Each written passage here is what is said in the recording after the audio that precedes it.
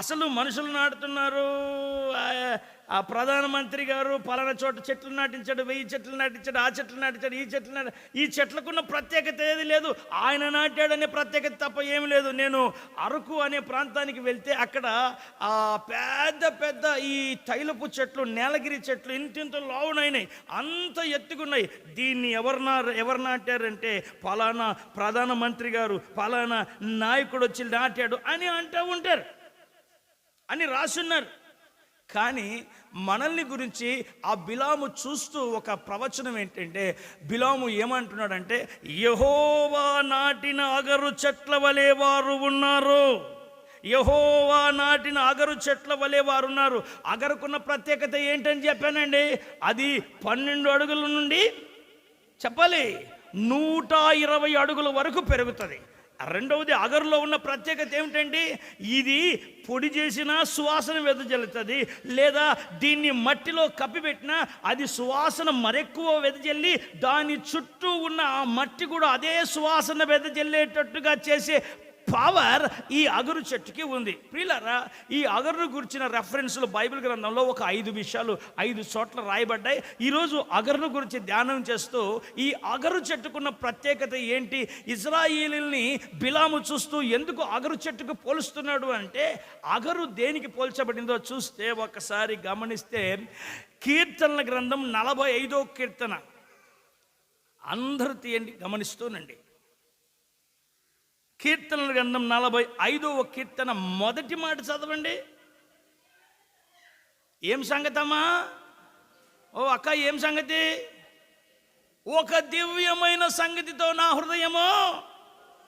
ఏమిటా సంగతి? ఇంకొంచెం లౌడ్గా. నేను రాజును గురించి రాశాను. ఎవరి గురించి రాశావు నాయనా? రాజు గురించి. ఎవరు రాజు? ఎవరంటే ఆ రాజు మన ప్రభు అయిన యేసుక్రీస్తే ఆ రాజు. నేను రాజు గురించి రాశాను, ఆ రాజు గురించి పాడతాను, ఆ రాజు గురించి చెబుతాను, వినండి అని కీర్తనకారుడు కీర్తన రాసి నేను రాజుని గురించి పాడతాను వినండి అంటాడు. 8వ వచనం ఏమంటాడు చదవండి అమ్మ, చదవండి, ఒకరు చదవండి. నీ వస్త్రములెల్లా ఏం వాసన అంట? ఏం వాసన అంట? అంటే రాజు ఎవరు మీకు తెలుసండి? రాజు ఎవరు అంటే మన ప్రభువైన యేసుక్రీస్తు తప్ప మనకు పెద్ద రాజు ఎవరు లేరు. ఆయనే రాజు. అందుకని ఈ కొరాహు కుమారుడు రాసిన కీర్తనలో ఒక దివ్యమైన సంగతి. ఏ సంగతి అది? మీరు అందరు ఇక్కడే ఉన్నారా? గట్టిగా చెప్పండి, ఏ సంగతి? ఒక దివ్యమైన సంగతితో నా హృదయం ఉప్పొంగుతుంది. ఏమిటా సంగతి? నేను రాజు గురించి రాశాను, రాజు గురించి విషయాలు చెప్తున్నాను, ఆ రాజు ఎట్టున్నాడో చెప్తాను వినండి అంటూ 8వ అధ్యాయానికి వచ్చేసరికి నీ వస్త్రములెల్లా అంటే రాజుగారి వస్త్రాలు ఏ వాసన వస్తుంది? రాజుగారి వస్త్రానికి ఏ వాసన వస్తుంది? రాజుగారి వస్త్రం మీద గోపురసం పోయబడిందంట. చెప్పండి, ఏం రసము? అంటే రాజు అంటే మన ప్రభువైన యేసుక్రీస్తు వారు. ఆ ప్రభువైన యేసుక్రీస్తు వారి వస్త్రం మీద ఏముందంటే గోపురసపు వాసన ఉందంట. అంటే గోపురసము యొక్క సువాసన ఆయన వస్త్రం మీద చల్లబడిందంట. అంటే ఒక రకంగా చెప్పాలంటే పరలోకంలో ఏం వాసన వస్తుంది? గోపురసపు వాసన వస్తుందంట. పరలోకపు తండ్రి దగ్గర ఏం వాసన వస్తుంది? గోపురసపు వాసనే. ఇంకా నెక్స్ట్ అగరు వాసనే. ఇంకా ఏం వాసన? లవంగి పట్ట వాసన. ఇక్కడ ఈ మనం చదివిన వాక్య భాగంలో అగరు చెక్క వాసన ఉంది అక్కడ. అంటే పరలోకపు తండ్రి దగ్గర 3 రకాల వాసనలు వస్తున్నాయి. 1 గోపురస వాసన, 2 అగరు వాసన, 3 లవంగి పట్ట వాసన వస్తుంది. ప్రియులారా, జాగ్రత్తగా వినండి. మన తండ్రి దగ్గర ఆ అగరు చెట్టు యొక్క సువాసన వెదజల్లుతుందంట. అంటే అగరులో నుండి తీయబడిన ఆ పరిమళ తైలం నా యేసయ్య వస్త్రానికి పోయబడింది. ఆయన దగ్గరికి వెళ్తే అంత అగరు వాసనే. అంటే యేసయ్యకి ఏమిష్టమో తెలుసా? సువాసన అంటే ఇష్టం. హల్లెలూయా. మీలో కొంతమందికి ఏ వాసన అంటే ఇష్టం? బిర్యానీ వాసన అంటే ఇష్టం అనే వాళ్ళు ఉన్నారు, లేకుండా ఏం పోలేదు.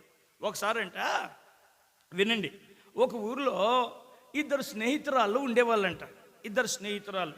ఒక స్నేహితురాలు ఎవరు అంటే ఎండు చేపలు పచ్చి చేపలు అమ్ముకునే ఆమె అంట. ఇంకొక స్నేహితురాలు ఉండదంటే ఆమె పూలు అమ్ముకునే ఆమె అంట. వీళ్ళిద్దరూ ఎంతసేపు ఇక్కడిక్కడే ఈ ఊళ్ళోనే మనం ఎంత వ్యాపారం చేసినా ఏం లాభం, కొద్దిగా లోపలికి ఊరు అవతల వేరొక ఊరికి వెళ్దాం కదా అని చెప్పి ఈమె ఇన్ని గంపల్లో ఎండు చేపలు పచ్చి చేపలు, ఆమెమో ఇన్ని పూలు రకరకాల పూలు మోసుకొని వెళ్ళిపోయిందంట. వెళ్ళిపోయిన తర్వాత ఆ రాత్రి పడిపోయిందంట. ఆ రాత్రి అయిపోయిందంట. ఇక వీళ్ళిద్దరు అనుకున్నారంట, మనం ఇక్కడ నుంచి ఇక ఊరికి వెళ్ళడానికి ఆస్కారం లేదు, చీకటి అయిపోద్ది, మనం మధ్యలో ఆడకపోతాం, ఇబ్బంది పడతాం, ఓ పని చేద్దాం, ఇక్కడే ఎక్కడైనా ఒక చోట ఒక ఇంట్లో ఏదో ఒకటి అడుక్కొని మనం అక్కడ పడుకుందాము అని అనుకున్నారట ఇద్దరు. ఎవరెవరు? చేపలు పూలు. ఎవరు? చేపల వాసన ఎట్టుంటుంది? కమ్మగా ఉంటుందా? పూల వాసన ఎట్టుంటుంది? సూపర్గా ఉంటుంది కదా. ఆ చేపలు ఆమె పూలు ఆమె ఇద్దరు కలిసి ఒక ఇంట్లో, అమ్మ ఏమనుకోకండి, మేము పూలు అమ్ముకునే వాళ్ళము, నువ్వు చేపలు అమ్ముకునేమే, మొత్తానికి ఏం చేద్దామని అంటే, ఏం లేదమ్మా, మేము ఈ రాత్రి ఇక్కడ పడుకొని ఉదయాన్నే వెళ్ళిపోతామమ్మా, మా చీకటి పడిపోద్ది, కష్టం అని అంటే, సరే పర్వాలేదు, మీరు అక్కడ పడుకోవచ్చు అని చెప్పి ఆ గది చూపించారట. ఈ గది చూపిస్తే ఆ 2 గంపలు ఎక్కడ పెట్టుకోవాలి ఇప్పుడు? ఈ చేపలేమే తల దగ్గర చేపలు పెట్టుకొని, పూలేమే దగ్గర ఆమె తల దగ్గర పూల గంప పెట్టుకొని ఇద్దరు పడుకుంటున్నారంట. ఈమెకి ఆమె పక్కన నిద్ర రాదంట, ఆమెకి ఈమె పక్కన నిద్ర రాదంట. ఎందుకో ఆమెకేమో అబ్బా ఓ పని చేద్దాము, ఏంటిదంతా పూల వాసన, అబ్బా నాకేదో ఒక రకంగా ఉంది, నేను బయట పడుకుంటానులే అని. సరే నేను బయట, ఈ పూలామికి అబ్బా ఇదేమి చచ్చిపోయిన చేపల గంప వాసన, నేను ఉండలేకపోతాను, నేను అక్కడ మొత్తానికి ఓ పని చేద్దాం, మన ఇద్దరు స్నేహితురాలము ఎప్పుడో ఒకసారి పడుకునే వాళ్ళం, మనము ఈ గంపలన్నీ బయట పెట్టేసి మనం లేకుంటే మనం ఈ గంపలు లోపల పెట్టేసి బయట పడుకుందామని చెప్పి గంపలు లోపల పెట్టి బయట పడుకున్నారు. కొద్దిసేపటికి ఇద్దరికి నిద్ర రావట్లేదండి. ఎందుకు మీకు బాగా తెలుసు, ఈ పక్కన ఆమెకి నిద్ర రావట్లేదు. ఆ పనికి నువ్వేమనుకోదక్క, నేను కొద్దిసేపు ఆడబడుకుంటానని చెప్పి పూల గంప తీసుకొని ఆ దూరంగా వెళ్ళి పూల పక్కన హాయిగా సువాసనలో పడుకున్నాడు. కానీ ఈమె సంగతి ఓకే, మరి ఆమె సంగతి, ఆమె చేపల కంప వస్తేనే నిద్ర వస్తుంది. దేనికి అలవాటు పడిందా ముక్కు? సచ్చినా కుళ్ళినా చేపలకి అలవాటు పడిపోయింది ముక్కు. ఆ చేపల గంపు పెట్టుకుంటేనే నిద్ర. ఈ రోజుల్లో చూడండి ఎంత వాక్యమైనా అయినండి, ఆ 2 కొట్లాట్లు 2 పోట్లాట్లు పనికిమాలిన మాటలు ఉంటేనే ఆనందం కొందరికి. ఏమి ఈరోజంతా ఒక రకంగా ఉంది, ఎవరితో పోట్లాడలే, చివరికి ఎవరితో పోట్లాడకపోతే పిల్లలైనా బాతుంటారు, బట్టలు ఉతికినట్టు, చివరికి భర్తనైనా దూషిస్తుంటారు. పిల్లరా మీరు అలా అలవాటు పడకండి. చూడండి వాక్య భాగంలో ఈ మన ప్రభుని యేసుక్రీస్తు వారు అగరు చెట్టుకు తన బిడ్డల్ని పోల్చాడు. అగరు చెట్టుకున్న ప్రత్యేకత ఏంటంటే అది సువాసన వెదజల్లేది. దాని కొమ్మ సువాసనే, దాని ఆకు సువాసనే, దానికి ఉన్న ప్రతిదీ సువాసనే. అసలు సువాసన అంటే సువాసనేనండి.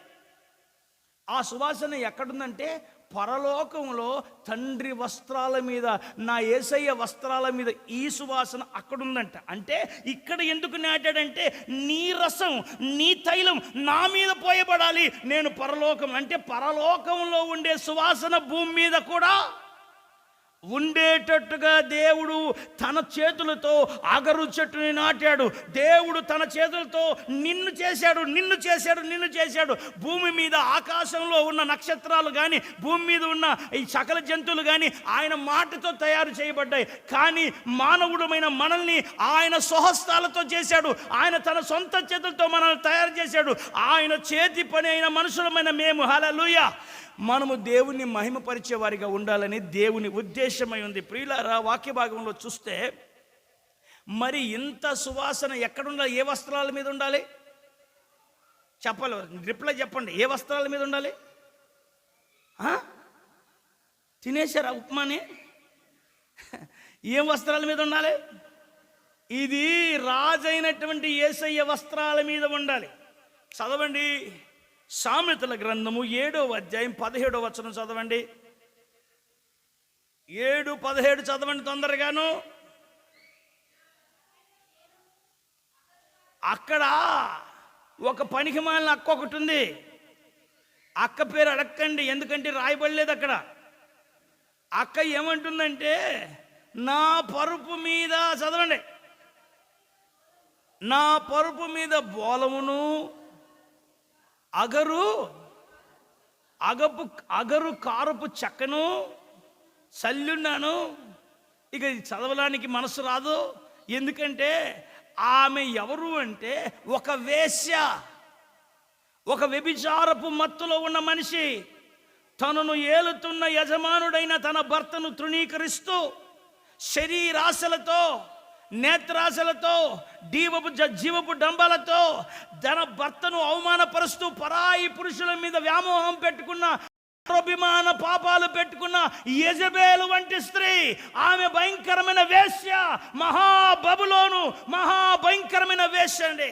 ప్రియమైన వాళ్ళారా, ఈరోజు నిన్ను సృష్టించిన వాడు నీకేమైనాడో తెలుసా?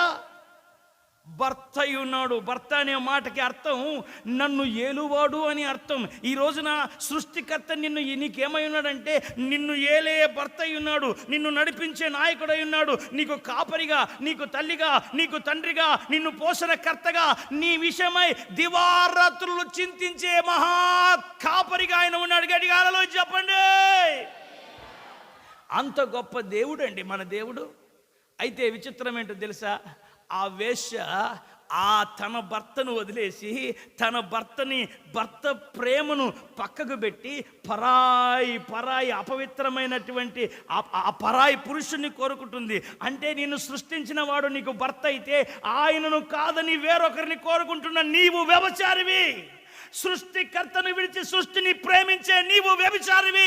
సృష్టిని పక్కన పెట్టి సృష్టికర్త మీద మనస్సు పెట్టుకుంటే నీవే నిజమైనటువంటి భక్తురాలివి, భక్తుడివి. ప్రియ దేవుని బిడ్డలారా, వాక్య భాగంలో చూస్తే ఇర్మియా గ్రంథంలో ఇర్మియా ప్రవక్త అంటున్నాడు, మీరు మీ దేవుడైన యెహోవాను విడిచి వేరొకరితో వ్యభిచరించారు.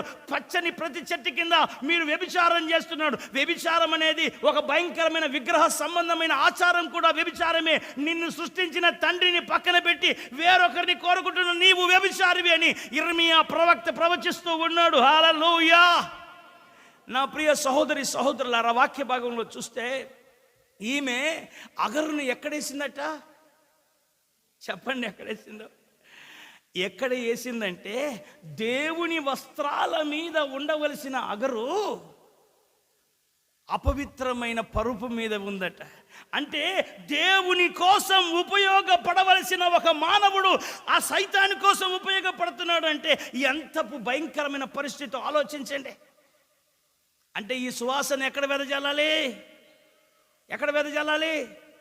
దేవుని దగ్గర. ఇప్పుడు ఎక్కడ వెదజల్లుతుంది?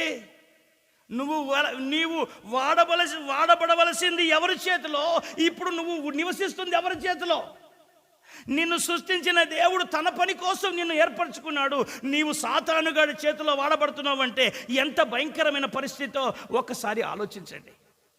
నా ప్రియ సహోదరి సహోదరులారా, ఆ సువాసన ఎక్కడ వెదజల్లాలి అంటే అది ఆ పరుపు మీద కాదు, ప్రభు మీద.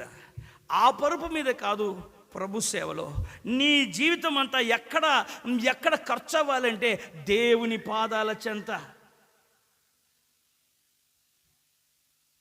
ఆయన అంటున్నాడు, నేను నాటాను. అక్కడ యెషయా గ్రంథంలో ఆయన అంటాడు, నాకు జవాబు ఇవ్వండి. చదవండి, నా పిల్లలు ఏమయ్యారు ఒకసారి చదవండి. యెషయా గ్రంథం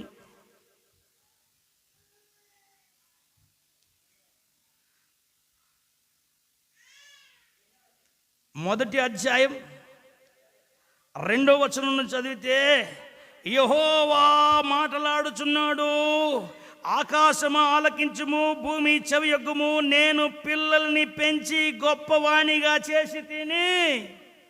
అయితే వారు నా మీద ఏం చేశారు? మీరు బైబిల్ తెరిచి చూస్తే వారు నా మీద తిరుగుపడుతున్నారు. తర్వాత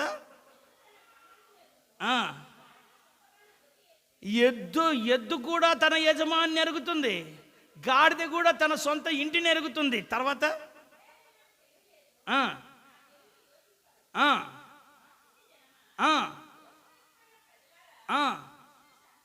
దుష్ట సంతానమా,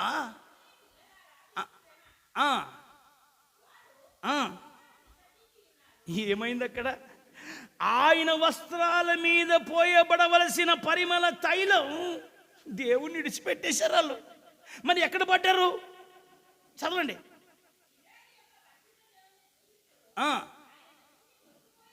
ఆయన్ని విడిచిపెట్టి తొలగిపోయి ఉన్నారు. నాకు దేవాతి దేవుడు అంటున్నాడు, ఆకాశం ఆలకించు, భూమి. ఇక్కడ ఒకసారి నా ప్రియ దైవుని బిడ్డలారా ఆలోచించండి. దేవుడు ఆకాశంతో ఎందుకు చెప్తున్నాడు? దేవుడు భూమితో ఎందుకు చెప్తున్నాడు? మనుషుడు ఎక్కడున్నాడు? భూమి మీద. రెండవది ఆకాశం కింద. అంటే భూమి మీద ఆకాశం కింద ప్రతి ఒక్కరు కూడా అక్కడే ఉన్నారు. అందుకని దేవుడు అంటున్నాడు, నేను వీడిని కన్నానయ్యా, నేను వీడిని పెంచానయ్యా, నేను వీడి కోసం ప్రాణం పెట్టానయ్యా, నేను వీడి కోసం ఇంత చేశానయ్యా. ఆకాశమా నువ్వు చూడు, భూమి నువ్వన్నా చూడు అంటున్నాడు. కొన్ని సందర్భాల్లో మీ పిల్లల మీద మీ కోపం వచ్చినప్పుడు ఏం చేస్తారు తెలుసా? బాగా పటా పెట పెట పెట పెట వాళ్ళని కొట్టి బాధతో ఉంటారు. పక్కింటి ఆమె వస్తుంది, అక్క ఎందుకక్క అట్ట కొడుతున్నావంటే, నువ్వన్నా చెప్పు అని అడుగుతారా లేదా? అంటారా లేదా? నువ్వన్నా చెప్పు అంటే ఇంకొక ఆయన నువ్వన్నా చెప్పు నువ్వు ఎందుకు వాళ్ళకి చెప్తున్నావంటే, నేను ఇంత చేశాను కదా వీడికి మంచి మార్కులు వచ్చాయా, నేను ఇంత చేశాను కదా వీడు నా మాట వింటున్నాడా అని వాళ్ళని వీళ్ళని నువ్వు అడుగుతూ ఉంటావు. ఆకాశమందున్న దేవుడు కూడా ఆకాశాన్ని భూమిని అంటున్నాడు, ఇదిగో నేను వీళ్ళకి ఇంత చేశాను, వీరు నా మాట వినట్లేదు. హల్లెలూయా. నన్ను విడిచిపెట్టేశారు. ప్రియులారా, ఈ రోజున దేవుని వస్త్రాల మీద పోయబడవలసిన పరిమళ తైలం, సువాసన వెదజల్లే తైలం ఆ పరుపు మీద పోయబడ్డానికి కారణం ఏంటి? ఈమె దృష్టి సొంత పురుషుని మీద లేదు, పరాయి పురుషుని మీద ఉంది. పరాయి వాడు అంటే సాతానుడు, సొంత పురుషుడు అంటే మన ప్రభువైన యేసుక్రీస్తు. నా ప్రియ సహోదరి సహోదరులారా, వాక్య భాగంలో చూస్తే మనము సువాసన వెదజల్లాలని ఆయనకి ఇష్టం. పాత నిబంధనలో బలిపీఠాలు కట్టేవారు. వినండి, బలిపీఠాలు కట్టేవారు. బలిపీఠాల మీద దహన బలి, ఏంటంటే చెప్పండి, దహన బలి, నైవేద్య బలి. ఎందుకయ్యా ఈ బలులు అంటే, ఒక బలి పశువుని వధించి వీరి పాపాలు చూడండి ఒకసారి చూడండి. నేను చేసిన పాపాలు, నువ్వు చేసిన పాపాలని ఓ గొర్రె పిల్ల మీదనో ఒక పొట్టేలు పిల్ల మీదనో మన చేతులు పెట్టి మన పాపాలన్నీ ఒప్పుకుంటుంటే, మన పాపాలన్నింటినీ దేవుడు ఏం చేస్తున్నాడంటే ఆ గొర్రె పిల్ల మీదకి పంపిస్తున్నాడు. గొర్రె పిల్ల మీదకి పాపాలు పోతున్నాయి అంటే, ఒక పాత్రలోని నీళ్లు మరో పాత్రలో పోసినట్టుగా నీ పాపాలన్నింటినీ ఆ గొర్రె పిల్ల మీదకి పోస్తున్నారు. అందుకనే ఇప్పటి వరకు కూడా హైందవ పద్ధతిలో ఊరి దేవరా, ఇంటి దేవరా, ఆ దేవరా, ఈ దేవరా అంటే పొట్టేళ్ళని బలిస్తున్నారు. మీకు తెలుసా? వాళ్ళు ఏమనుకుంటారంటే, ఈ సంవత్సరం అంతా చేసాము, మన పాపాలన్నింటినీ ఆ పొట్టేల మీద పంపిద్దాం. కానీ బైబిల్ గ్రంథంలో ఇవన్నీ బైబిల్ గ్రంథంలో ముందుగానే రాయబడ్డాయి. కానీ ఈ బలులు మనిషి పాపాన్ని తొలగించలేవనే సంగతి స్పష్టంగా తెలియజేయబడింది. ప్రియ దేవుని బిడ్డలారా, వాక్య భాగంలో చూస్తే ఆ గొర్రె పిల్లను పొట్టేలునో తీసుకొచ్చేసి అతడు చేతులు తన ఆ పొట్టేలు యొక్క తల మీద, ఆ గొర్రె పిల్ల తల మీద చేతులు పెట్టి తన పాపాలని ఒప్పుకుంటాడు. పాపాలని ఒప్పుకున్న తర్వాత ఈ బలిని తీసుకెళ్ళి యాజకుడు దాన్ని వధిస్తాడు. అంటే దేన్ని వధిస్తున్నట్టు ఫీల్ తెలుసా? పాపాన్ని వధిస్తున్నట్టుగా ఫీలింగ్. మీరు అనుకుంటారు దేవునికి బలులు ఇష్టమా? బలులు ఆయనకి ఇష్టం లేదు. కానీ ఆయనకి ఏమి ఇష్టం అంటే నీ పాపాలని వధించడం ఇష్టం, నీ పాపాలకి ప్రాయశ్చిత్తం చేయడం ఆయనకి ఇష్టం. ఆయన వధిస్తాడు. వధించిన తర్వాత యాజకుడు ఆ కళేబరాలన్నిటినీ దానికి ఎదురుగా పెడతాడు. ఆ తర్వాత ఆ రక్తాన్ని ఒక పాత్రలో ఉలకపోస్తాడు. ఆ పాత్రలో ఉలకపోసిన ఆ రక్తాన్ని తీసుకొచ్చి ఆ బలిపీఠం దగ్గర దారబోస్తాడు. గట్టిగా చప్పట్లు కొట్టండి. అంటే ఆ రక్తాన్ని బలిపీఠం దగ్గర మొత్తం రక్తపు ప్రతి చుక్క కూడా బలిపీఠం దగ్గర ధారపోయబడాలి. ప్రియులారా, మనము చేసిన దోషాల నిమిత్తమై, మనం చేసిన పాపాల నిమిత్తమై ఆయన సిలువ చెంత చివరి రక్తబొట్టు వరకు ధారపోసాడు. ఆయన మన బలిపీఠం దగ్గర రక్తాన్ని ధారపోసినట్టుగా యేసయ్య సిలువ దగ్గర తన చివరి రక్తం వరకు కూడా ధారపోసాడు. హల్లెలూయా. ప్రియ దేవుని బిడ్డలారా, అక్కడ ఏం జరిగిందంటే ఆ బలి పశువుని ఆ బలిపీఠం మీద పెడతారు. బలిపీఠం మీద బలిపీఠపు నిప్పులు ఏం చేస్తాయో తెలుసా? ఆ బలి పశువుని వధిస్తూ, కాల్చేస్తూ, బూడిద చేస్తూ ఉంటాయి. ఎముకల్ని సహా పుడి చేస్తూ ఉంటాయి. అంటే ఏం చేస్తుంటే దేవుడు ఇది కాలిపోతూ ఉంటే, ఈ కాలిపోయినప్పుడు ఏమొస్తుందండి?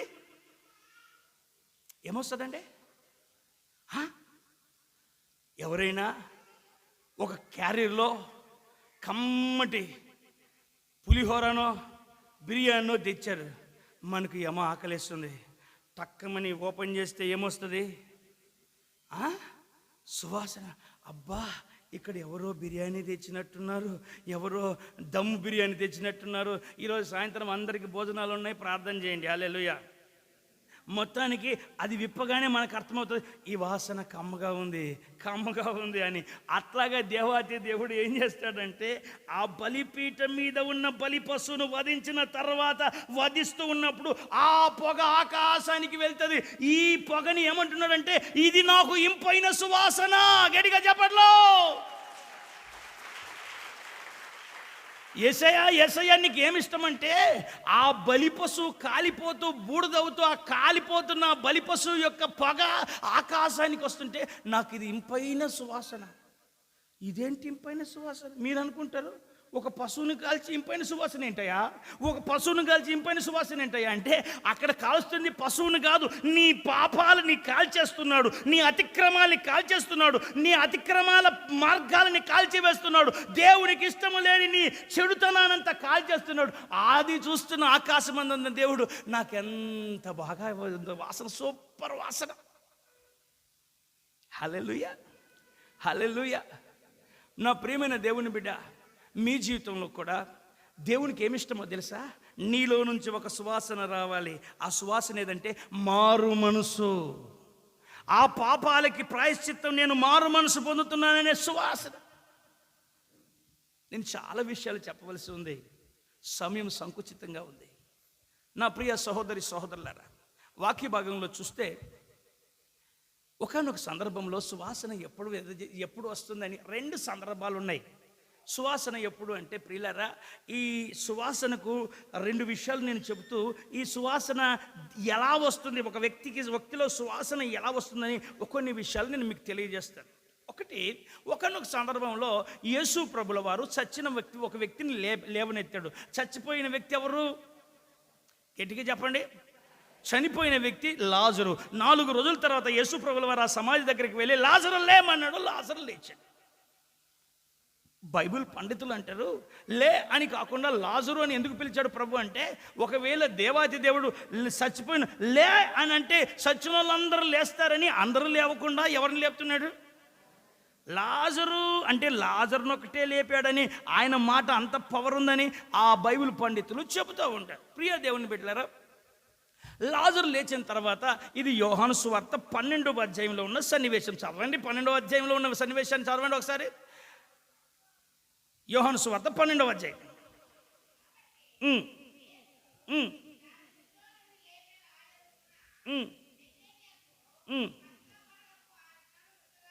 పస్కా పండగకి ముందుగా ఆ ఇంటికి వచ్చాడు. తర్వాత అక్కడ ఏం జరుగుతుంది? చనిపోయి బాగుపడిన లాజరుని బట్టి ఆ ఇంట్లో ఒక కృతజ్ఞత కూడిక. అంటే బైబిల్లో కృతజ్ఞత కూడిక ఉందా లేదు చెప్పండి. ఉంది. యేసు ప్రభు ఆ లాజర్ని లేపాడని వాళ్ళంతా కృతజ్ఞతతో ఒక కూడిక పెట్టుకున్నారు.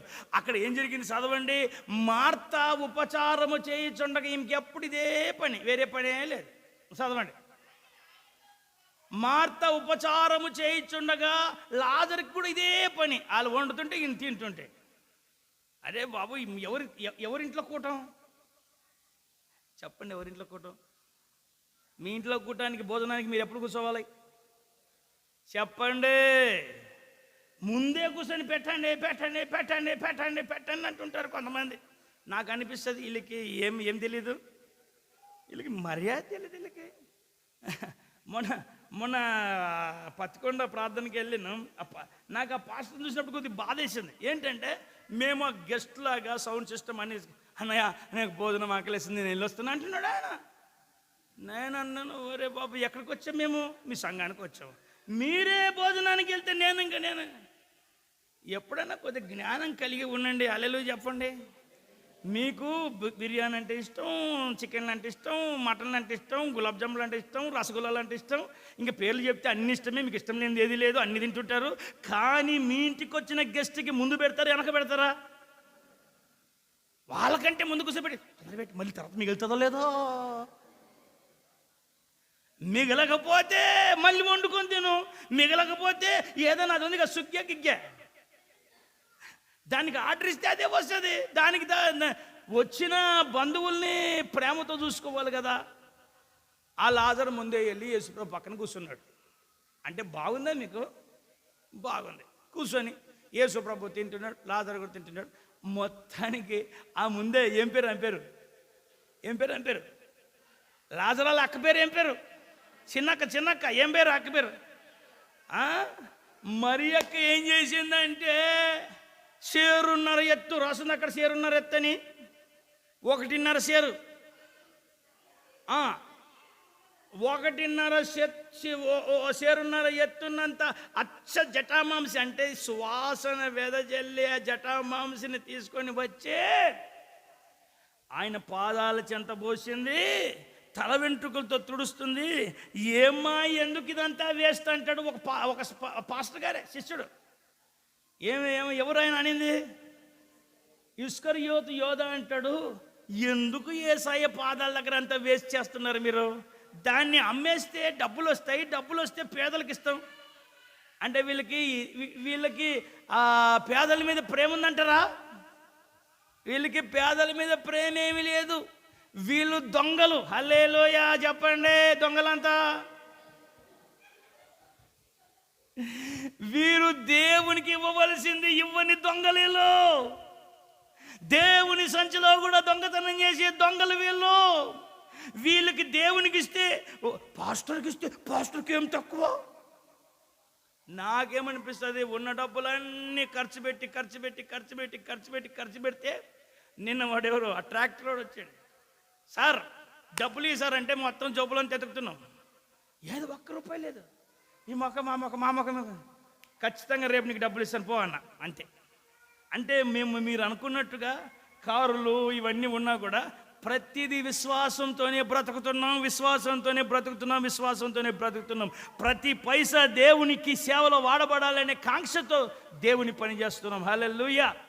ప్రియులారా, యూదా ఇస్కరియోతు దొంగ అయ్యుండి దేవునికి ఇచ్చిన కానుకను దొంగతనం చేస్తున్న ఈ ధనాపేక్షకుడు ఏం చేశాడో తెలుసా? అక్కడ మరియా అత్తరునంతా యేసయ్య పాదాల మీద పోస్తూ ఉంటే ఆ ధనం మీద ఆశ కలిగి ఇది పేదలకి అనే పేరు పెట్టాడు. పేదలకనే పేరుతో పేదలకి అనే మాటతో ఎంత మోసాలు చేసేవాళ్ళు భూమి మీద ఉన్నారు. మీరు ఒక్కరి పేరు చెప్పండి, పేదల్ని మోసం చేసి బాగుపడిన వాడు చరిత్రలో ఒక్కడైనా ఉన్నాడా? ఉండడు. ఒకవేళ బాగుపడినట్టుగా కనపడిన చివరికి చెదబట్టిన చెక్కలాగా లోపలంతా కుళ్ళే ఉంటుంది, పైన ఏం బాగుండదు. దేవునికి ఇవ్వవలసింది దేవునికి ఇచ్చేసేయండి. హల్లెలూయా. ప్రియులారా, వాక్య భాగంలో చూస్తే ఆమెను తొందర పెట్టకండి. ఈమె నా భూస్థాపన నిమిత్తమై ముందుగానే కార్యం చేస్తుంది. అంటే అక్కడ రాస్తుందండి, చదవండి. 3వ వచనం చదవండి. 12:3.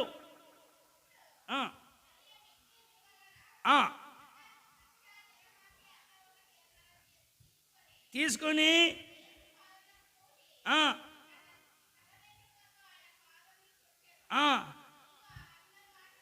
ఇల్లంతా ఎక్కడ ఏదంతా ఈమె చేసిన మంచి పని ఇల్లంతా వాసనే. హల్లెలూయా. ఈమె త్యాగములో ఇల్లంతా వాసనే, ఈమె సువార్త కొరకు పడే ప్రయాసలో ఊరంతా వాసనే, నువ్వు దేవుని కోసం చేసే మంచి పనిలో ప్రపంచమంతటా వాసనే. మనము దేవుని పాదాల చెంత చేసే ప్రార్థనలు ప్రపంచానికే దీవెనకరం. హల్లెలూయా. నా ప్రియ సహోదరి సహోదరులారా, ఆమె అత్తరు పోసిందట, ఇల్లంతా వాసన వచ్చింది. అమ్మా, ఎందుకు ఈ అత్తరంతా ఇలా చేస్తున్నామంటే దీని పేరు కృతజ్ఞతయ్యా.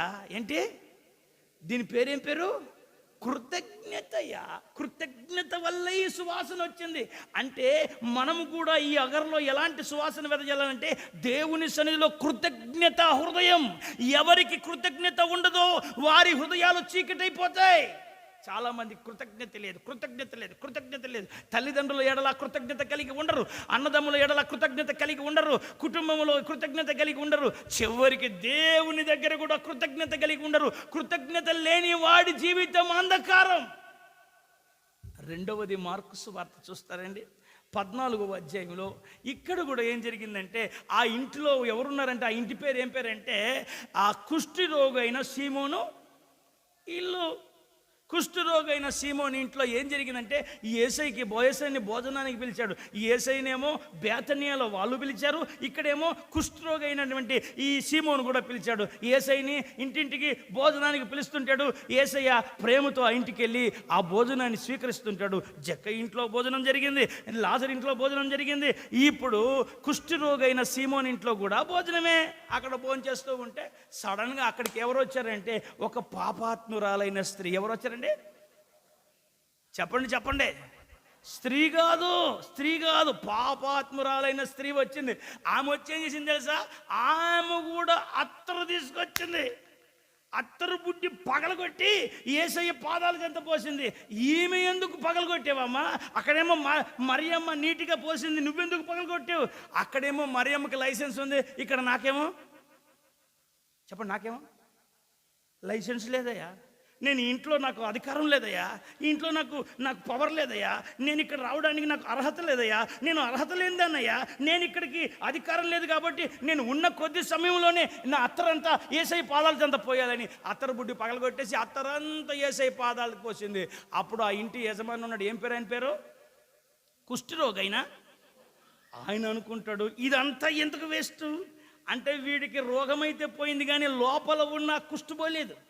అక్కడేమో శిష్యుడు ఇదంతా ఎందుకు వేస్ట్ అంటాడు, ఇక్కడికి వచ్చిన తర్వాత ఈయన కూడా ఇదంతా ఎందుకు వేస్ట్, పేదలకి ఇవ్వచ్చు కదా. అప్పుడు యేసు ప్రభు అంటాడు, ఇదిగో సీమోను, నేను నీ ఇంటికి వచ్చాను, నా తలకు నువ్వు నూనె పెట్టలేదు.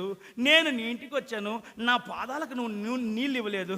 నేను నీ ఇంటికి వచ్చాను, నువ్వు నాకు ముద్దు పెట్టలేదు. కానీ ఈమె వచ్చినప్పుడు నుండి చూస్తున్నాను, ఈమె విస్తారమైన పాపాలు చేసింది. పశ్చాత్తాపపడి ఏడ్చి ఏడ్చి ఏడ్చి నా పాదాలకు ముద్దు పెడుతూ ఆ తైలం పోసింది. ఆమె వెంటకంతా తుడుస్తుంది. ఈమెలో ఏముందో తెలుసా? ఈమె ఈమె ఈమె ఈమె పగలగొట్టిన అత్తరు సువాసన ఇల్లంతా వెదజల్లింది. ఈమెకి ఇంత సాక్ష్యం ఉంది, ఇంకింత సాక్ష్యం ఉంది అంటూ ఏమంటున్నాడంటే, ఈమె నా విషయమై పశ్చాత్తాపపడింది. ఒక సువాసన దేన్ని సూచిస్తుందో తెలుసా? కృతజ్ఞత. మరొక సువాసన దేన్ని సూచిస్తుందో తెలుసా? పశ్చాత్తాపం, మారు మనసు. ఈ రోజున చాలా మంది ఇళ్లలో ఏమి లేదు, పశ్చాత్తాపము, కృతజ్ఞత కలిగిన వాడు లేడు.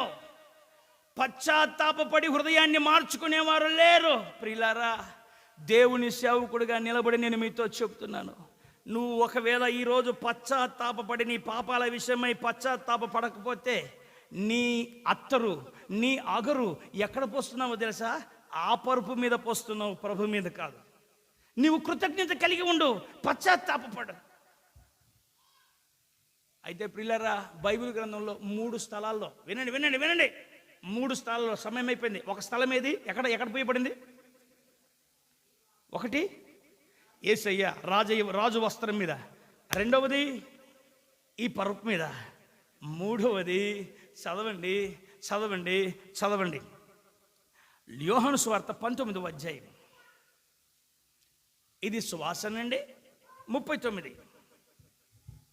తొందర తొందర తొందర.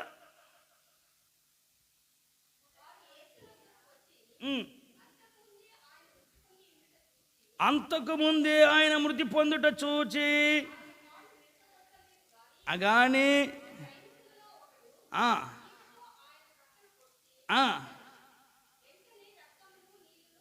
కారాయి. తర్వాత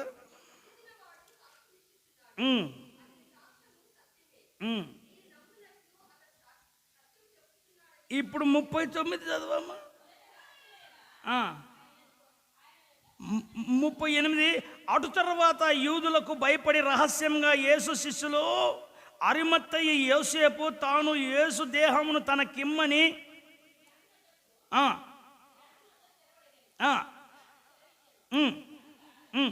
ఇప్పుడు ఏం జరిగిందంటే చూడు అల్లెలు చెప్పండి.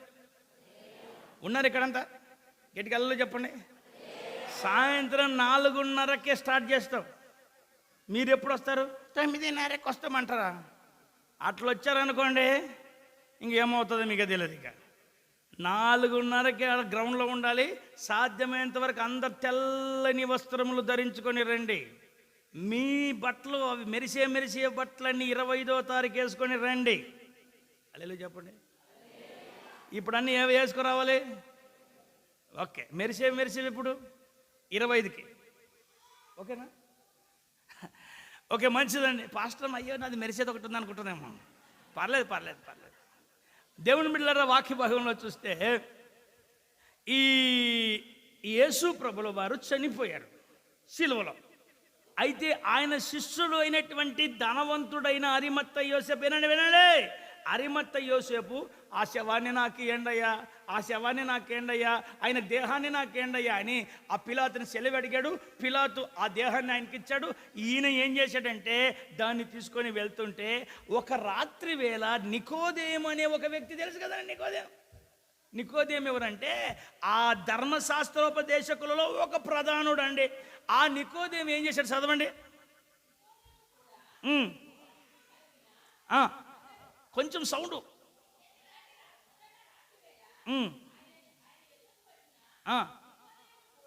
మొదట రాత్రి అంటే first night, second night, third night కాదండి. మొదట అంటే అంతకు మునుపు ఒక రాత్రి వేళ నికోదేము అనే వ్యక్తి యేసయ్య దగ్గరకు వచ్చి యేసయ్య వాక్యాన్ని విని, అంటే ధర్మశాస్త్రోపదేశకుడైన ఆ శాస్త్రం చేయలేని ఆ పనుల్ని యేసయ్య మాటలు చేసే. ఈరోజు ప్రభుత్వంలో ఎన్నో రూల్స్ ఉన్నాయి. ఏ రూలు కూడా ఏ మనిషిని, ఏ తాగుబోతుని విడుదల చేయలేదు. కానీ ఒకే ఒక గ్రంథం యేసయ్య మాటలు తాగుడు నుండి విడుదల చేస్తాయి. యేసయ్య మాటలు నరహత్యకుడిని మార్చేస్తాయి.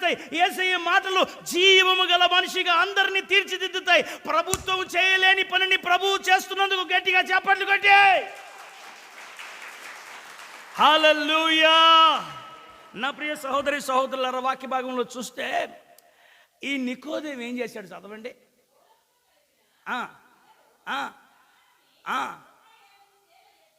ఎన్నిసార్లండి ఈ ధర్మశాస్త్రోపదేశకుడు యేసయ్య యొక్క పునరుద్ధానాన్ని తెలిసిన వాడై, ఆయన తిరిగి లేస్తాడని గ్రహించిన వాడై, ఆయన ఏం చేశాడంటే 150 సేర్ల అగరని, ఎంతండి? ఏమయ్యా, చాలా కష్టంగా, ఎంత కష్టమైనా పర్లేదు ఆయన దేహానికి రావాలని 150 సేర్లు అగరు తీసుకొచ్చేసి ఆయన దేహానికి పొయ్యమని చెప్పాడట. ఎందుకు? ఈ దేహం ఒక రోజున మూడవ రోజున నిరీక్షణ, అంటే అగరంతా ఆ దేహానికి. అసలు యేసయ్య దేహం ఏది? హల్లెలూయా చెప్పండి.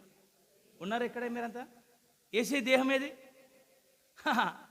ఆయన శిరస్సు అయితే ఆయన మొండెం సంఘం, అంటే సంఘము ఆయన దేహం అయితే ఆయన శిరస్సు. ఇప్పుడు నికోదేము 150 సేర్లు ఆ అగరును దేనికి పూసాడు? సంఘానికి. మీలో ఎవరికైనా సంఘం మీద ఆశ ఉందా? సంఘం, దేవుని సంఘం, దేవుని శరీరం, సంఘం. ఎందుకు ఇంత ఆరాటపడుతున్నాం అంటే ఈ సంఘం ఒక రోజున మార్పు నొంది ఆయన ఎదుటికి వెళ్తుంది. నిరీక్షణ కలిగిన సంఘం. ఏదో రిక్షా కార్మికుల సంఘం, లేకుంటే ఈ కార్మికుల సంఘం, ఆ సంఘాలన్నీ భూమి మీదే ఉంటాయి. ఈ క్రీస్తు శరీరం అనే సంఘం ఒక రోజున ఎత్తబడుతుంది. హల్లెలూయా. మేఘారూఢై ప్రభు వస్తే ఆయన ఎదుట నిలబడవలసింది. అందుకనే ఇప్పుడు ఏం చేయాలంటే ఈ దేహానికి అగరు పోయాలి. అంటే నేను అనుకుంటాను, అగరు ఎక్కడుంది? నేను అంతకు మునుపు ఒరిజినల్గా ఉండాల్సింది ఎక్కడ? గట్టిగా చెప్పండి చెప్పండి చెప్పండి. రాజుగారి వస్త్రం మీద. అయితే ఎక్కడికి వెళ్ళింది? పాపాత్మురాలి పరుపు మీద. ఇప్పుడు ఎక్కడికి వచ్చింది? ఈ యేసయ్య మరణాన్ని, ఆ సిలువని, ఆ గొప్ప ఆ త్యాగాన్ని చూసి ఆయన దేహం మీదకి వచ్చింది, సంఘములోకి వచ్చింది, సంఘ సభ్యురాలుగా మారింది. ప్రియులరా, అంటే ఏదో సంథింగ్ మార్పు వచ్చింది ఈ అగరుకి. ఈరోజు ఈ సందేశాన్ని వింటున్న నా ప్రియ సహోదరి సహోదరులారా, ఇప్పటి వరకు సంవత్సర ప్రారంభం నుండి ఎట్లా బతికారో నాకు తెలీదు. ఈ సంవత్సరం ఆఖరిలోనైనా ఆయన దేహం దగ్గరికి, ఆయన సంఘంలోకి, ఆయన పాదాల చెంతకి రా. ఇప్పుడు నువ్వు అక్కడికి వస్తే నీకు ఒక జీవం కలిగిన నిరీక్షణ ఉంది. పరమగీతాల గ్రంథం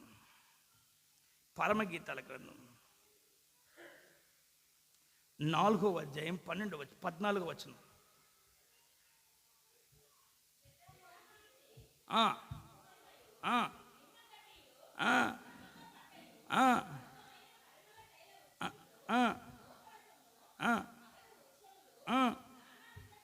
అక్కడ పైన ప్రాణేశ్వరి అని ఒక ఏముంది తెలుసా మీకు? చదవండి సార్. ఏం పేరు? ఎవరమ్మా ఈ ప్రాణేశ్వరి? ఇక్కడ ఎవరన్నా ఉంటే చేతులు ఎత్తండి. ప్రాణేశ్వరులు లేరా? అయ్యయ్యో, ఎంత దౌర్భాగ్య పరిస్థితి.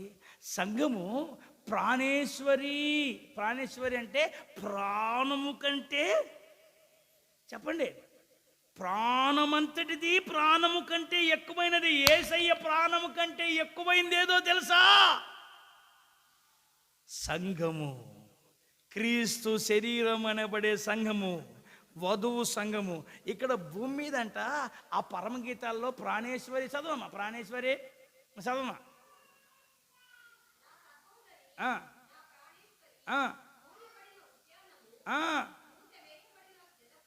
మూత వేయబడిన జలకూపము,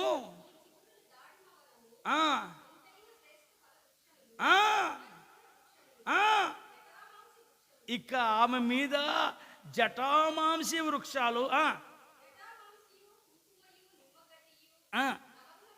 ఇప్పుడు సంఘం మీద ఏం పోయబడుతుంది? అక్కడ తండ్రి మీద ఏమున్నాయో, ఆ వస్త్రం మీద ఏమున్నాయో సంఘములో కూడా అవి ఉండాలని చెప్పి ఇప్పుడు జటామాంసియు,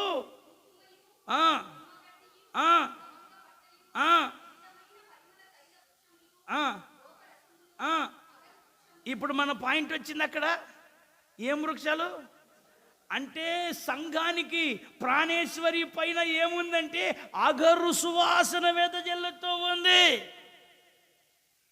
ఇప్పుడు నువ్వెవరవమ్మా? నేను యేసయ్యకి, చెప్పండి, నేను యేసయ్యకి, చెప్పండి, నోటితో చెప్పండి, నేను యేసయ్యకి ప్రాణేశ్వరిని. నువ్వు యేసయ్యకి ఎవరమ్మా? మీరు కూడా చెప్పాలి. నేను ప్రాణేశ్వరు కాదు, నువ్వు ప్రాణేశ్వరే, నువ్వు కూడా చెప్పు. మనం యేసయ్యకి ఏమయ్యాను? మీరేమయ్యారు? అంటే నువ్వు ఎప్పుడు ప్రాణేశ్వరి అవుతావో తెలుసా? నీ మీద గోపరసం పోయబడాలి, నీ మీద అగరు పోయబడాలి. అగరు అనేది సువాసన. ప్రియులారా, ఈరోజు నేను ఈ సందేశాన్ని పూర్తి చేయలేకపోయాను. వచ్చే వారం మళ్ళీ చూసుకుందాం. ప్రభు మిమ్మల్ని దీవించునుగాక. అందరూ మోకరించండి. అమ్మ బాబోయ్, ఇంత సందేశం అనుకోకండి, మోకరించండి. రేపటి శుక్రవారం ఉదయం 9 గంటల నుంచి సరిగ్గా 11 గంటల వరకు క్రిస్మస్ సందేశం ఉంటుంది. ఈరోజు ప్రతి ఒక్కరు కూడా మోకరించి నీవు యేసయ్య వస్త్రాల మీద, యేసయ్య మీద పోయబడవలసిన అగరు సువాసన వెదజల్లేవారిగా ఉండాలి. అగరులో 2 అనుభవాలు మనం విన్నాం. ఒకటి కృతజ్ఞత, సువాసన కృతజ్ఞత. రెండోది పశ్చాత్తాపం. ప్రియులారా, పశ్చాత్తాపపడండి, కృతజ్ఞత కలిగి ఉండండి. అందరు కనులు మూసి 2 చేతులు ఎత్తి హల్లెలూయా.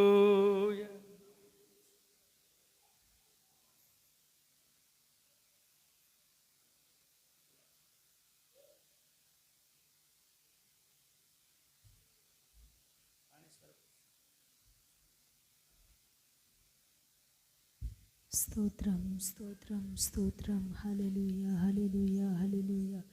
అందరూ దేవుని సన్నిధిలో విన్న వాక్యాన్ని బట్టి నేను యెహోవాకు ప్రియమైన దానగా, ప్రియమైన వాడిగా ఉండాలంటూ ఆయన సన్నిధిలో ప్రార్థిద్దామండి. యెహోవా అగరు చెట్ల వలె, సువాసనను వెదజల్లే అగరు చెట్ల వలె, పరిమళ వాసనను వెదజల్లే అగరు చెట్టు వలె నేను ప్రభు వస్త్రాల మీద పోయబడిన పరిమళ వాసనలాగా నేను మారాలి. నాలో కృతజ్ఞత అనే సువాసన, పశ్చాత్తాపం మారు మనస్సు అనే సువాసన. హల్లెలూయా హల్లెలూయా.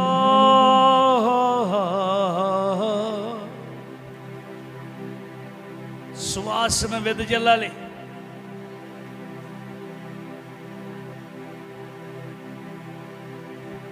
లా లా లా లా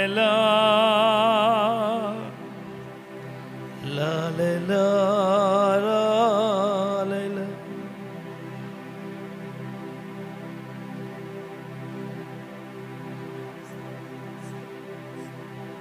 ప్రతి ఒక్కరు కూడా ఈరోజు ప్రార్థించకపోతే మరి ఏ రోజు నువ్వు ప్రార్థిస్తావు? ఈరోజు నీ మనస్సును ఆయన వైపుగా త్రిప్పకపోతే ఈరోజు నువ్వు ఆయన వైపు తిరుగుతావు. దేవుని వస్త్రాల మీద పోయబడవలసిన అగరు శపించబడిన పరుపు మీద ఉంది. అక్కడ నుంచి నువ్వు రావాలి. నీ దీనస్థితిని, హీనస్థితిని చూస్తున్న దేవుడు నిన్ను చేతులు చాపి పిలుస్తున్న రోజు ఈరోజు.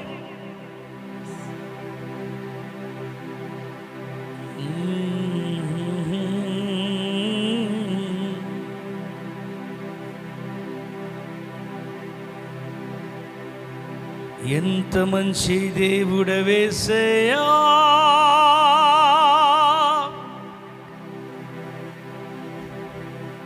ఎంత మంచి దేవుడవేసయ్యా,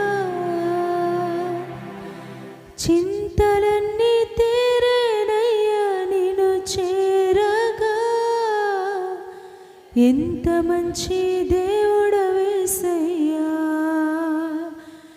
నా చింతలన్నీ తీరేనయ్యా నిన్ను చేరగా.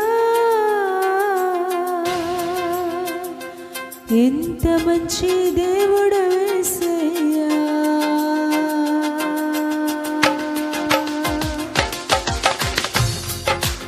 ఎంత మంచి దేవుడవేసయ్యా,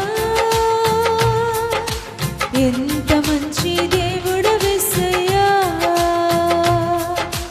చింతలన్నీ తీరేనయ్యా నిన్ను చేరగా. ఎంత మంచి దేవుడవేసయ్యా, చింతలన్నీ తీరేనయ్యా నిన్ను చేరగా. ఎంత మంచి దేవుడవేసయ్యా, ఘోర పాపినైనా నేను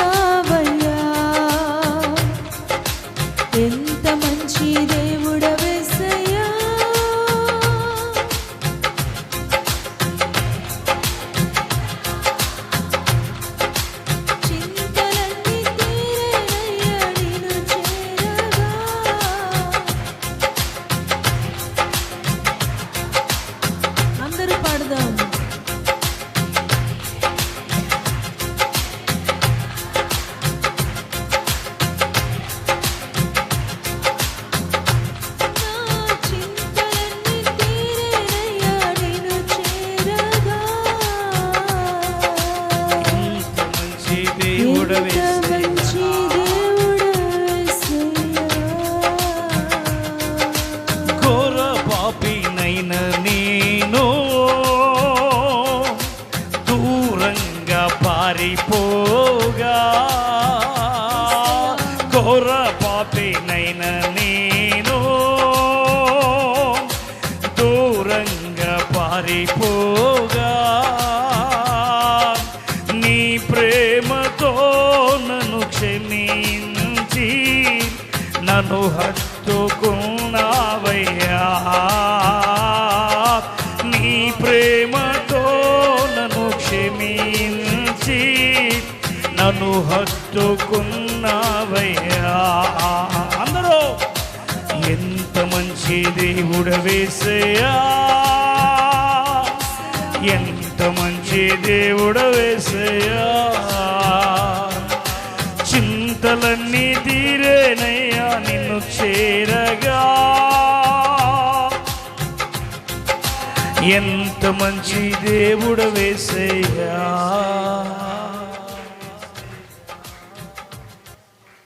ఎంత మంచి దేవుడవేసయ్యా. యెహోవా నాటిన అగరు చెట్ల వలె నా ప్రియ సహోదరి సహోదరులారా, మిమ్మల్ని దేవుడే తన చేతులతో నాటాడు. దేవుడు నాటిన అగరు చెట్లు మనమే. మన తైలము యేసయ్య వస్త్రాల మీద ఉండాలి. పరలోక సంగీతం, పరలోక సువాసన భూమి మీద మనం వెదజల్లాలి. నీవు శపించబడిన పరుపు మీద కాదు, పునరుద్ధానపు దేహం మీద ఉండాలి. ఎస్, యెహోవా నాటిన అగరు చెట్లు ఇది దేవునికి సొంతం. మీ సాక్ష్యం అనే స్వార్థ సువాసన, సత్క్రియలనే సువాసన, దేవుని భయం అనే సువాసన మనందరి మీద వెదజల్లబడునుగాక. ప్రార్థన చేసుకున్నాం. స్తోత్రం స్తోత్రం స్తోత్రం స్తోత్రం. పరిశుద్ధుడు అని దేవా, నమ్మదగిన తండ్రి, మీకు స్తోత్రాలు చెల్లిస్తున్నాం ప్రభు. ఈ శ్రేష్టమైన పునరుద్ధానపు ఆరాధన దినమందు దేవా, మీరు మాట్లాడిన ప్రతి మాటను బట్టి మీకు కృతజ్ఞతాస్తుతులు చెల్లిస్తున్నాము తండ్రి. నదీ తీరమందలి తోటవలను, యెహోవా నాటిన అగరు చెట్ల వలను నా జనులు ఉన్నారు అని తెలియజేశారు. అందుకే వారి మీదికి రావాల్సిన శాపము ఆశీర్వాదంగా మార్చబడిందని సెలవిచ్చారు దేవు. మేము నా తండ్రి, నీవు నాటిన అగరు చెట్లులాగా మార్చబడ్డానికి సహాయం చేయండి. నిజంగా నువ్వు మమ్మల్ని ఏర్పరచుకున్నావు, నీ చేతులతో నువ్వు మమ్మల్ని చేసుకున్నావు దేవా. సృష్టి అంతా నీ నోటి మాట వల్ల కలిగింది, కానీ మమ్మల్ని అయితే నీ సొంత చేతులతో చేసుకున్నావు. నువ్వు నాటిన చెట్లుగా, అగరు చెట్లులాగా మేము సువాసన వెదజల్లే చెట్లలాగా ఉండడానికి సహాయం చేయండి. నీ వస్త్రాల మీద పోయబడిన పరిమళ తైలములాగా తండ్రి సువాసన వెదజల్లగలగడానికి, నీకు సాక్ష్యమైన జీవితం జీవించగలగడానికి సహాయం చేయండి తండ్రి. అయ్యా, నీ వస్త్రాల మీదే మా సువాసన వెదజల్లబడాలి కానీ తండ్రి అపవిత్రమైన పరుపు మీద కాదు ప్రభా, అపవిత్రమైన ఈ లోకంలో కాదు ప్రభా, సాతాను చేతుల్లో కాదు ప్రభా. దేవా, మేము మీ చేత నాటబడిన అగరు చెట్లలాగా మీ మహిమార్థమే మీ సువాసన వెదజల్లగలగడానికి సహాయం చేయండి తండ్రి. ఆనాడు దేవా, ఆ కృతజ్ఞత నిండిన ఆ కృతజ్ఞత కోడికలు ఆ ఇల్లంతా అత్తరు వాసనతో నిండినట్లుగా దేవా తండ్రి, మా హృదయాలలో ఎల్లప్పుడూ కృతజ్ఞత అనే సువాసన వెదజల్లగలగడానికి సహాయం చేయండి. పాపంలో శాపంలో పడిపోయిన మమ్మల్ని వెదికి నువ్వు రక్షించావు కదా ప్రభా. మాలో ఎల్లప్పుడూ కృతజ్ఞత అనే సువాసన వెదజల్లగలగడానికి సహాయం చేయండి ప్రభా. స్తోత్రం నాయన. దయగల తండ్రి, ఆ పాపాత్మురాలైన స్త్రీ ఆ సువాసన వెదజల్లే అత్తరంతా తీసుకుని వచ్చి నీ పాదాల మీద పోసింది. పశ్చాత్తాపడుతూ తన స్థితిని తాను ఒప్పుకుంటూ నీ పాదాల్ని కన్నీటితో కడిగింది దేవా.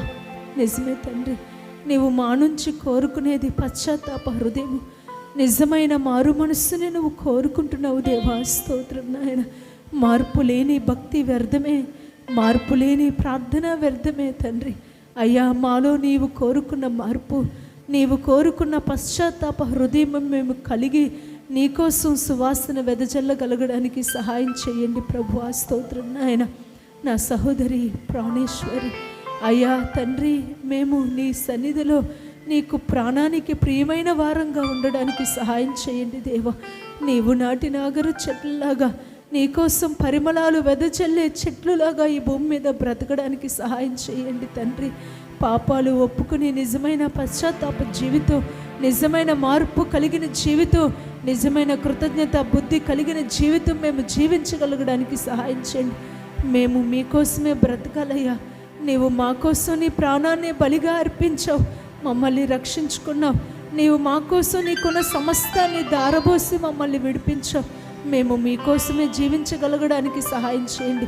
ఈ మధ్యాహ్న కాల సమయంలో మీ సన్నిధికి వచ్చిన ప్రతి బిడ్డ నీవు నాటిన అగరు చెట్లులాగా నీకోసం ఫలించడానికి, నీకోసం సువాసన వెదజల్లగలగడానికి ప్రతి ఒక్కరిని ప్రత్యేకించుకోమని దీవించమని వేడుకుంటున్నాం తండ్రి. ప్రతి బిడ్డను, ప్రతి కుటుంబాన్ని ఆశీర్వదించండి. ఇదను నీ పరిచర్య చేస్తున్న ప్రతి బిడ్డల్ని మీరు దీవించండి. సాయంకాలం జరగవలసిన గ్రాండ్ క్రిస్మస్ ఆరాధనని అద్భుతంగా మహిమకరంగా జరిపించి మీ సన్నిధి, మీ ప్రసన్నత మాకు తోడుగా ఉంచమని, ఇంతవరకు మీరు ఆశీర్వాదకరంగా జరిపించినందుకు మిమ్మల్ని స్తుతిస్తూ మహిమపరుస్తూ సమస్త మహిమ మీకే చెల్లించుకుంటూ యేసు పరిశుద్ధ నామంలో అడిగి వేడుకొనుచున్నాము తండ్రి, ఆమేన్. మన తండ్రి అయిన దేవుని ప్రేమ, కుమారుడైన యేసుక్రీస్తు వారి కృప, పరిశుద్ధాత్మ దేవుని దీవెన ఆశీర్వాదాలు మనకు సకల పరిశుద్ధులకు సదాకాలం తోడై ఉండి నడిపించునుగాక. ఆమెన్.